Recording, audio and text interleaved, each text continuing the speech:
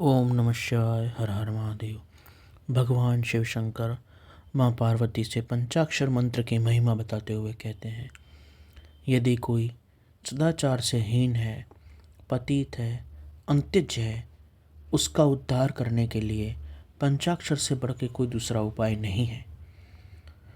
पंचाक्षर मंत्र इतना प्रभावशाली है कि चलते फिरते, खड़े होकर, स्वेच्छा से अथवा अपवित्र या पवित्र होने पर भी यदि जप किया जाए तो मंत्र निष्फल नहीं होता। अंत्यज, मूर्ख, मूढ़, पतित, मर्यादा रहित और नीच के लिए भी मंत्र निष्फल नहीं होता। किसी भी अवस्था में पड़ा हुआ हो, मनुष्य यदि मुझ में उत्तम भक्तिभाव रखता है तो ये मंत्र निसंदेह सिद्ध होगा ही, किंतु जो भक्तिभाव नहीं रखता उसके लिए ये सिद्ध नहीं हो सकता। प्रिय, इस मंत्र के लिए लग्न, तिथि, वार, योग आदि का विचार भी अपेक्षित नहीं है। यह मंत्र कभी सुप्त नहीं होता, सदा जागृत रहता है।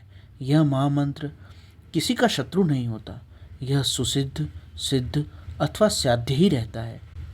इतना सब होने पर भी इस मंत्र को पवित्रता पूर्वक शुभ तिथि, योग आदि में ही ग्रहण करना चाहिए और सदाचार पूर्वक ही जप करना चाहिए। यह इस मंत्र की महिमा है कि इस मंत्र को कभी भी किसी भी अवस्था में किस प्रकार का भी व्यक्ति जपे तो उसे लाभ होता है, परंतु साधक का प्रयास होना चाहिए कि वो सदाचार युक्त होकर और शुभ तिथि आदि में इस मंत्र को ग्रहण करके भक्ति भाव से इसको जपे। यह मंत्र सदा ही सिद्ध है। यदि इसे सिद्ध गुरु के पास प्राप्त किया जाए तो यह सुसिद्ध कहलाता है। यदि गुरु सिद्ध नहीं है, साधारण है और उसने इस मंत्र को दिया है तो यह सिद्ध कहलाता है। और जो केवल परंपरा से प्राप्त हुआ है, गुरु के उपदेश से नहीं, तो भी यह मंत्र साध्य होता है, अर्थात यह मंत्र हमेशा सफलता ही देता है।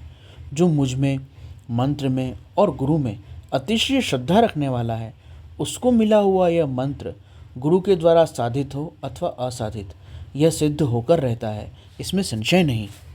अतः अधिकार अनधिकार की दृष्टि से और विघ्न युक्त होने के कारण दूसरे मंत्रों को छोड़कर विद्वान पुरुष को साक्षात परम पंचाक्षरी विद्या का आश्रय लेना चाहिए। दूसरे मंत्रों के सिद्ध हो जाने से यह पंचाक्षर सिद्ध नहीं होता, परंतु यह पंचाक्षर महामंत्र सिद्ध हो जाए तो दूसरे सभी मंत्र सिद्ध अवश्य हो जाते हैं।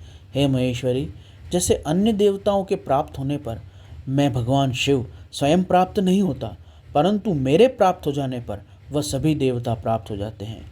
यही बात इन सब मंत्रों के लिए भी है। सब मंत्रों के जो दोष हैं वह इस मंत्र में संभव नहीं, क्योंकि यह मंत्र जाति आदि की अपेक्षा न रखकर प्रवृत्त होता है। यद्यपि छोटे छोटे तुच्छ फलों और इच्छाओं के लिए सहसा इस मंत्र का विनियोग नहीं करना चाहिए, क्योंकि यह मंत्र महान फल देने वाला है। उपमन्यु ऋषि भगवान श्री कृष्ण से कहते हैं, हे यदुनंदन, इस प्रकार त्रिशूलधारी भगवान महादेव ने तीनों लोक के हित के लिए साक्षात महादेवी पार्वती से इस पंचाक्षर मंत्र की विधि और महिमा कही। जो एकाग्रचित्त होकर भक्ति भाव से इस प्रसंग को सुनता है या सुनाता है, वह सब पापों से मुक्त होकर परम गति को प्राप्त होता है।